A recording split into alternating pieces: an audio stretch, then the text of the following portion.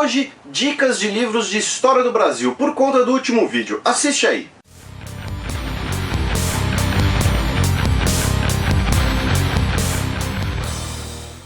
E aí pessoal, meu nome é Felipe Figueiredo, mais um vídeo de xadrez verbal aqui no YouTube. Como eu disse hoje, para dar algumas dicas de livros de história do Brasil, por conta dos comentários do último vídeo. Então primeiro, muito obrigado a todos vocês por terem interagido, comentado, criticado também. Primeiro eu vou comentar quem disse que o vídeo anterior poderia esbarrar numa falácia do apelo à autoridade. Se pareceu isso, não era a minha intenção. Até porque seria falácia do apelo à autoridade se eu falasse que todo livro de historiador é bom e só livro de historiador é bom. Não!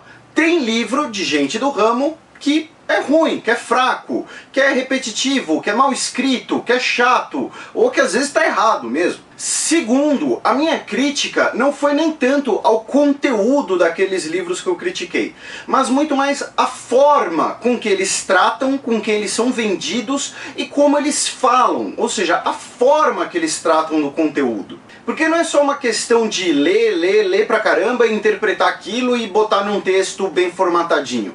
Existe toda uma forma, como eu disse, teorias, metodologias de abordar esse conteúdo. Não é porque, sei lá, eu fiz uma X-Wing de Lego que eu posso querer trabalhar na NASA. Aqui é a conclusão do meu mestrado. E aí, tanto para você que gosta desses livros mais mercadológicos, tanto como para você que pediu dicas de livros, e especialmente para quem está estudando para vestibular, Enem, concurso, todas as dicas que eu vou dar hoje se adequam a isso, o vídeo de hoje é para vocês, com 5 dicas de livro, mais uma dica aí nível hard.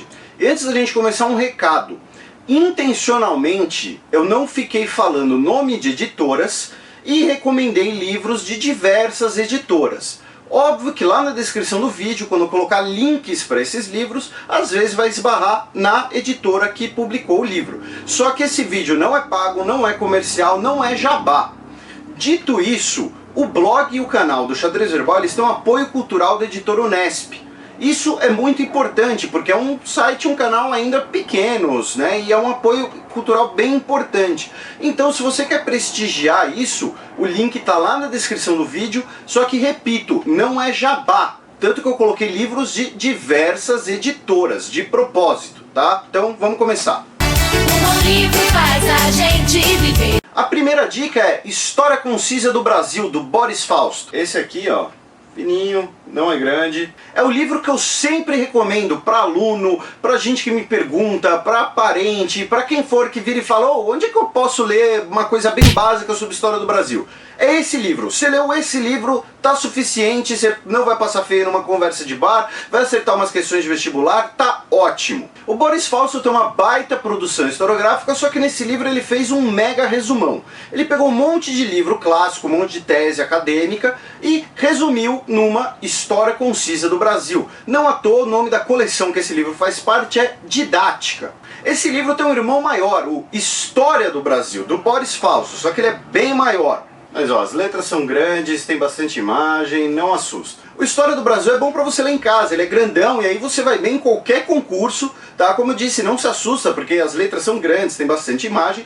Mas se você quer algo simples, rápido, objetivo, História Concisa do Brasil, ponto final.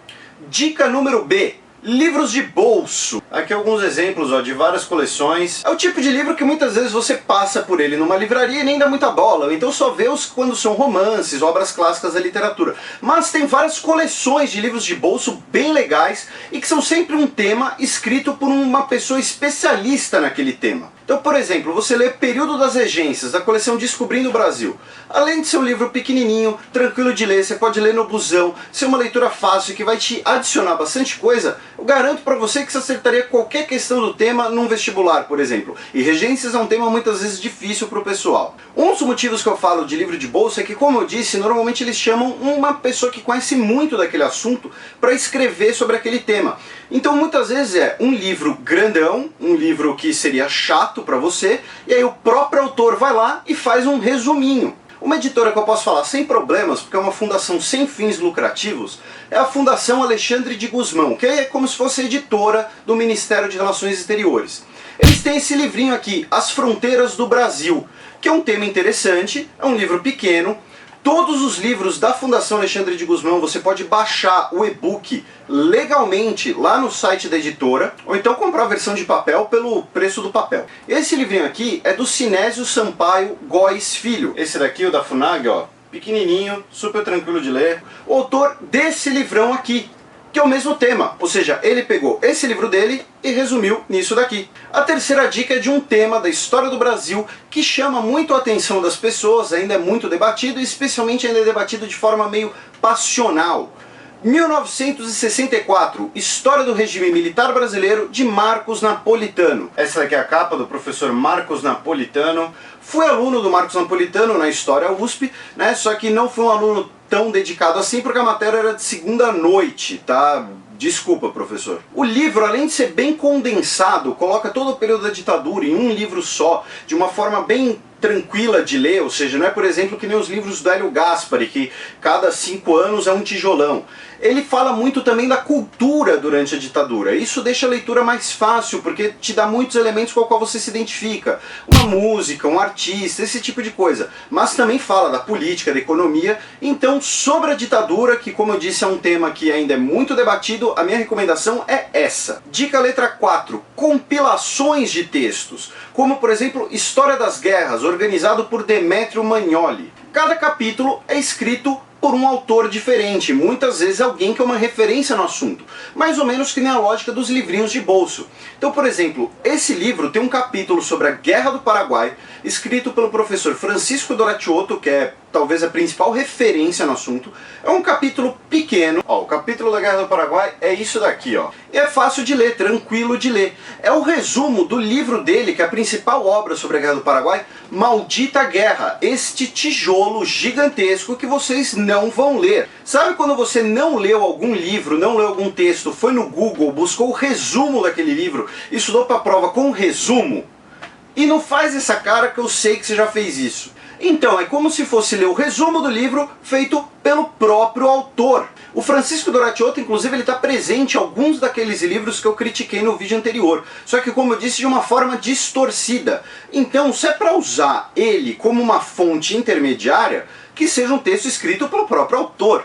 Quinta e última dica, Raízes do Brasil. Raízes do Brasil, Sérgio Buarque de Holanda, um clássico. Esse livro, escrito pelo Sérgio Buarque de Holanda, um dos principais intelectuais brasileiros, você no mínimo conhece o filho dele, o tal do Chico Buarque, foi escrito na década de 30, 1930, mas ele continua extremamente atual, porque ele faz uma reflexão sobre a formação da sociedade brasileira, da mentalidade brasileira. Eu sou suspeito para falar, mas esse livro ele deveria ser leitura obrigatória em todos os colégios de ensino médio brasileiros. Ele vai ser uma leitura um pouquinho, mas só um pouquinho difícil, porque tem muitas questões de interpretação. Mas se você ficar com alguma dúvida, escreve aí, não precisa ficar com medo. Ele também vai te auxiliar num vestibular, num concurso, especialmente uma prova dissertativa.